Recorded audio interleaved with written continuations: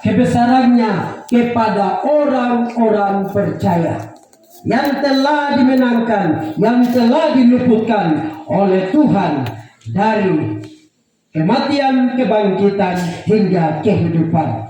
Bapak Ibu yang dikasihi oleh Yesus Kristus, tinggal 33 hari lagi Yesus akan menampakkan diri di seluruh dunia, khusus jemaat Sebaur. Hari ini kita sudah lihat 2 mempelai laki-laki dan 2 perempuan dinikahkan. Itu wajah Tuhan, itu visi Tuhan, itu kuasa Tuhan, dan itu berkat Tuhan. Jejak Tuhan telah kita jumpai. Dan juga secara pribadi lepas pribadi, selama 7 hari kita sudah jumpa Yesus dengan kondisi situasi yang benar.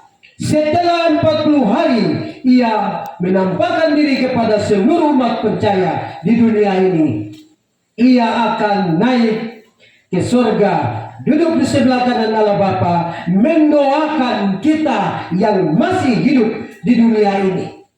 Kemudian setelah 10 hari, Roh Kudus, hari Pentakosta itu akan datang. Jadi saya mulai hitung dari tanggal 17 minggu kemarin hingga sampai sekarang sudah 7 hari. Berjalan sampai 40 hari, berarti Yesus naik ke surga. Setelah itu murid-murid akan tinggal di Yerusalem.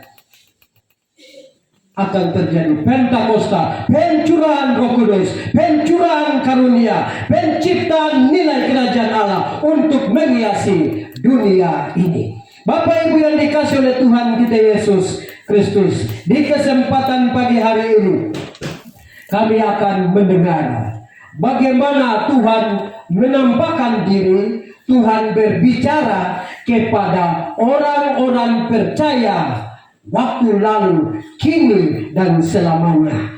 Dia baru terus. Kita buka di dalam Kejadian pasal 6 ayat 9 sampai 21. Ia menampakkan diri kepada satu keluarga.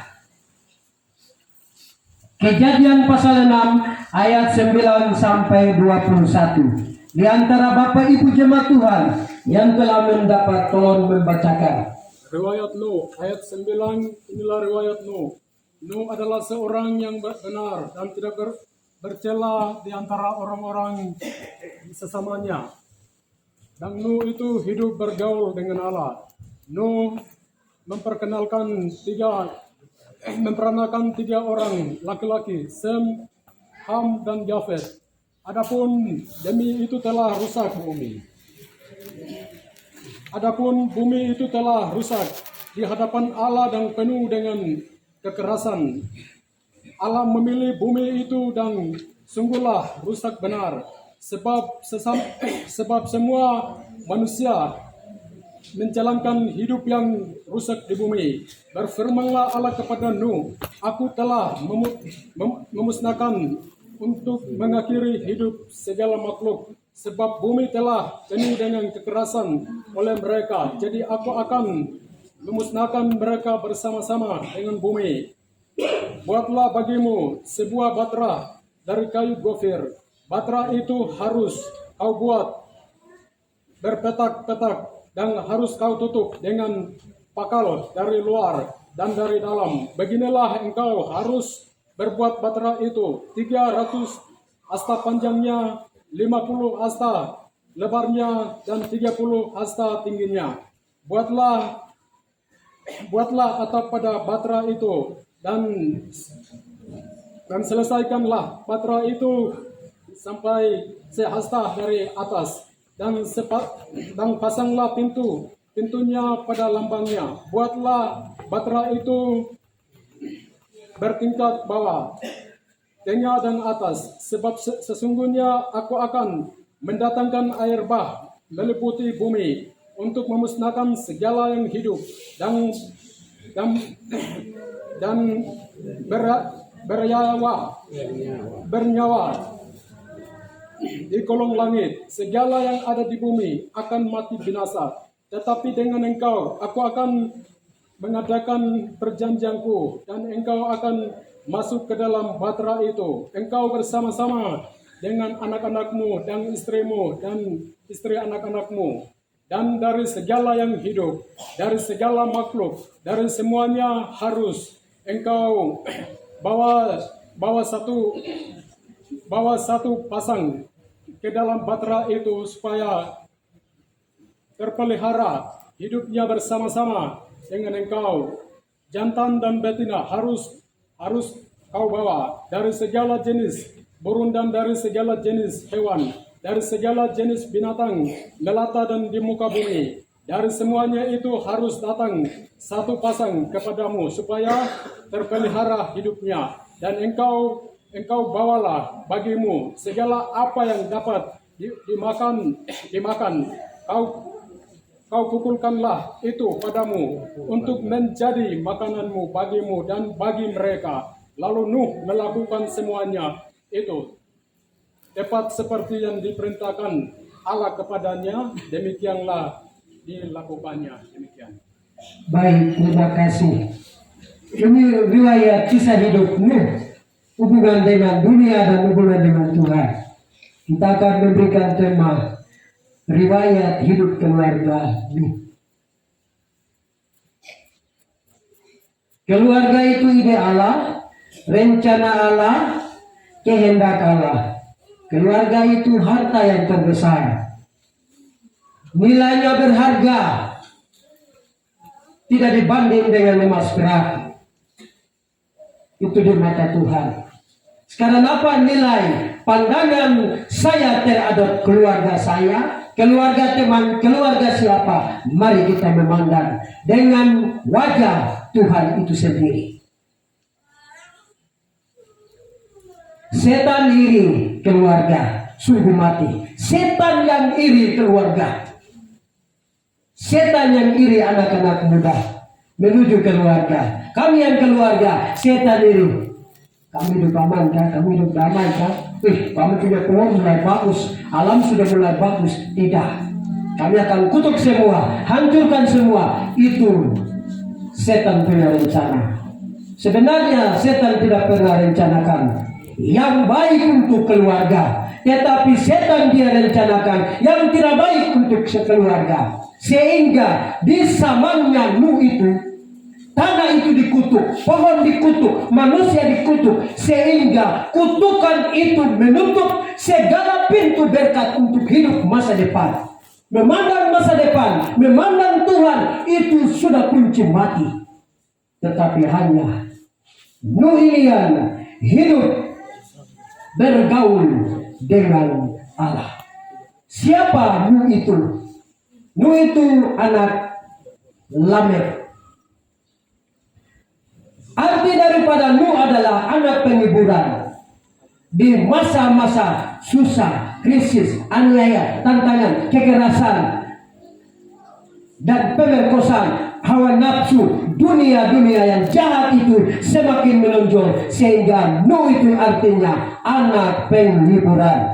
Yang menghibur dunia, yang menghibur manusia, yang menyirami dunia ini menjadi daun yang subur, menjadi hati yang senang, menjadi hati yang gembira. Hanya ada di dalam Nuh itu sendiri. Itulah arti Nuh. Bapak Ibu yang dikasih oleh Tuhan kita Yesus Kristus, Nuh ini hidup bergaul dengan Tuhan. Banyak orang tipu dia, tapi dia bilang tidak, itu kan punya pikiran dari jalan. Saya punya pikiran sendiri. Kamu punya pikir entah om kah, bapak deka, tante kah, tetangga, silakan pikiran. Yang penting saya punya pikiran, saya punya keluarga, saya pikir Tuhan. Jadi dia bergaul dengan Tuhan, sungguh mati, cinta mati. Seperti tadi yang dikenakan cincin.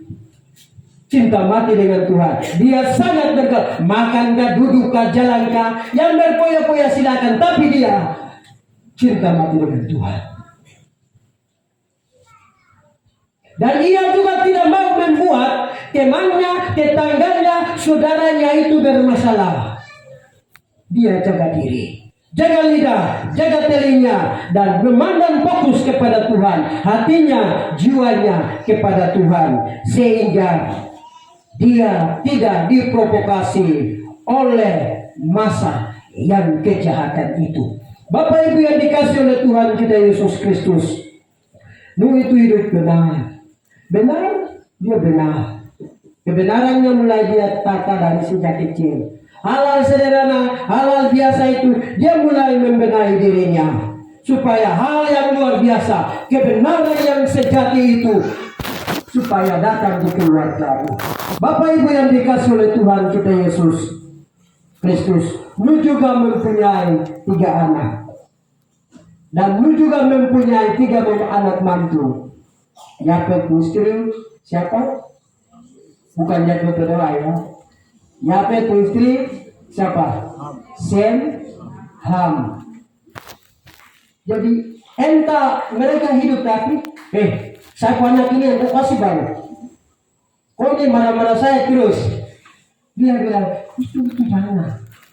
Tapi makankah, minumkah, tidakkah, mereka hanya satu pikiran.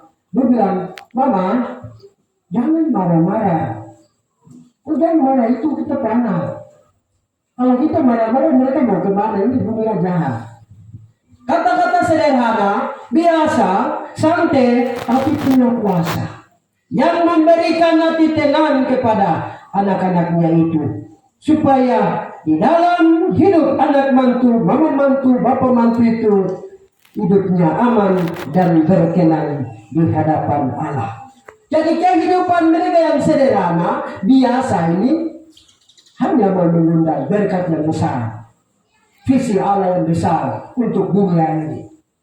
Jadi Nuh itu seorang petani. Dia tidak orang terpengaruh. Dia bukan orang ternama. Tapi dia adalah salah satu orang miskin. Orang yang rendah. Orang yang tidak ternama. Bukan imam. Bukan lagi nabi. Dan bukan seperti ayat orang. Mereka itu orang yang ternama. Punya istri 2, 3, 4, 5 dan lain-lain. Karena dunia dikutuk. Jadi sudah hidup di dalam sebuah kutukan. Tetapi Nuh itu dipilih sejak kandungan. Dia diartikan menjadi seorang penghibur penyelamat dunia besar ini. Bapak Ibu yang dikasih oleh Yesus Kristus, kita akan melihat yang kedua. Akibat hidup sederhana Nuh di hadapan Tuhan. Ada satu nama besar yang dari Allah yang didapat oleh Nuh. Ayat 8 seorang membacakan. Pasal 6 ayat yang ke-8. Kejadian pasal 6 ayat 8.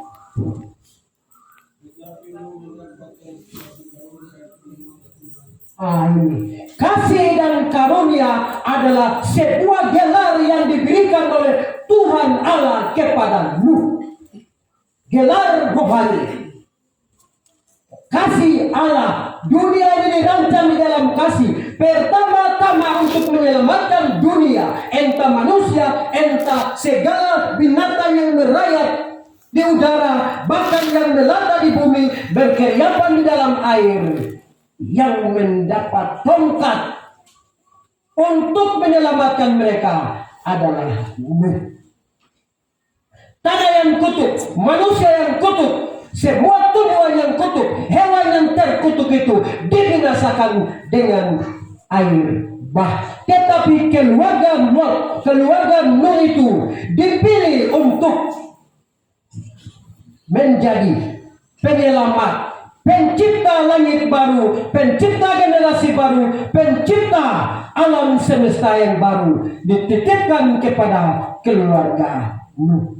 Bapak Ibu yang dikasih oleh Tuhan kita Yesus Kristus, Nuh dia mendengarkan suara Tuhan itu bukan seperti yang kita bicara. Tetapi Nuh dia mendengarkan suara Tuhan itu ada suara-suara hati. Bersumber dari firman, bersumber dari penguasa surga dan bumi. Dia bangun batra di hutan, itu pun iman. Iman kerja. Orang yang tidak punya visi, hidup hancur. Orang yang punya visi, hidup akan sukses. Entah rugi kah, entah jauh kah, entah dekat kah, entah dalam kondisi apapun, saya tetap akan kerja. Itu orang-orang yang punya visi, yang dititipkan oleh Tuhan. Ketika dia membuat batra di hutan, itu tidak ada kali, danau pun tidak ada. Semasa orang-orang jahat, raksasa itu datang. Nuh, siapa yang akan datang bantu? Lihat ini ada air kan? Sekarang jarak dari sini sampai kali, dari sini sampai laut dekat kah tidak? Mereka ojek darah cemong. Tapi dia tutup mata dengar suara hati. Dan berkata, Yud, Yakob, Yafet, Sem, Ham, kerja. Ibu, anak mantu dia kerja. Masa mata. Kalau kerja terus tanpa makan, bisa kan tidak? Aduh, ini kalau jangan makan sudah susah. Jadi kerja sama yang baik dalam keluarga itu sampai membuat sebuah batra yang besar itu. Setelah dia sudah kerja, ini hilangnya begini. Ini dia panggil dengan bahasa manusia, tetapi semut dengar, burung dengar. Semua jenis binatang yang hidup. Mereka, ini ada suara. Besok ada air bah.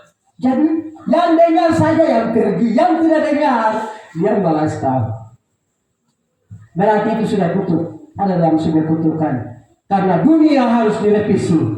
Maka, semua jenis binatang pun, entah burung di udara, entah binatang-binatang kecil yang di bumi, mereka yang mendengarkan suara bawah panggilan, semua binatang datang karena besok ada air bah. Di sini ada perahu yang saya sudah buat. Kamu semua masuk. Akhirnya apa? Karena itu visi kan, Nuh tidak segan-segan, kasih masuk semua. Setelah itu, waktu Tuhan, bahkan kerayu di langit, di bumi. Akhirnya apa? Air mulai melanda. Saya percaya Tuhan sudah mempunyai visi Allah yang diberikan ke setiap keluarga kami. Aduh, ini kecil ini saja. Aduh, begini tapi saya malas. Ayo berikan saya kan jadi entah pekerjaan kecil, skill kecil, bakat kecil, tugas tanggung jawab kecil, kerja kecil itu menjadi besar. Karena bukan yang dipikirkan manusia, tetapi karena kita kerja itu untuk pikirkan Tuhan, supaya yang besar itu akan datang. Jadi keluarga Nuh menjadi pembawa berkat untuk langit dan bumi, dan juga pembawa keturunan baru. Kalau kita ini jalan keturunan seperti zamannya Nuh, ini bahaya. Tapi sekarang sudah bau-bau zaman Nuh ini sudah mulai datang. Karena begini, pasal 7-8 itu janji tentang pemusnahan dunia di akhir zaman. Tuhan kasih pelangi. Kalau ada pelangi lihat, berarti waktu sama Nuh itu kan Tuhan kasih tanda ini. Ini warna 12 itu bagus katanya itu warna 12 untuk api neraka. Satu warna dia makan kita, satu warna ganti lagi, mulai kambuh lagi. Jadi warna 12 lapisan. Di sana ada ular, itu akan datang. Itu di akhir zaman. Jadi ada dua zaman. Tanda zaman dan akhir zaman. Ini sangat penting. Yang dipikirkan, yang harus diketahui oleh setiap keluarga. Tanda-tanda zaman berarti perubahan-perubahan, perkembangan-perkembangan dunia yang sedang terjadi ini. Kalau tanda-tanda akhir zaman berarti kerusakan keluarga dan juga kerusakan bumi dan kerusakan akal sehat, kerusakan hati dan juga kerusakan segala-galanya. Berarti ini zaman itu mulai. Susah bedakan ini laki-laki kan perempuan. Ini zaman mulai muncul. Pelan-pelan dia muncul, tapi pelan-pelan dia. Jadi dua ini sedang tarik menarik karena zaman Nuh itu ada di zaman Laodikia sekarang ini. Untuk kembali kepada setiap keluarga, apa tongkat yang Tuhan kasih? Seperti yang dikasih kepada keluarga Nuh, yaitu tongkat kasih karunia. Untuk membuat batra, untuk selamatkan kita yang ada ini, untuk selamatkan dunia yang ada ini, untuk memperbaharui, lahir kembali di dalam Tuhan, sehingga batra itu artinya firman Allah ini. Dan segala jenis binatang itu dan manusia yang masuk ke dalam batra itu, mereka sudah dikuduskan, sudah ditabiskan. Yeremia pasal 1 ayat 5 bilang apa? Aku telah kenal engkau dari kandungan ibu.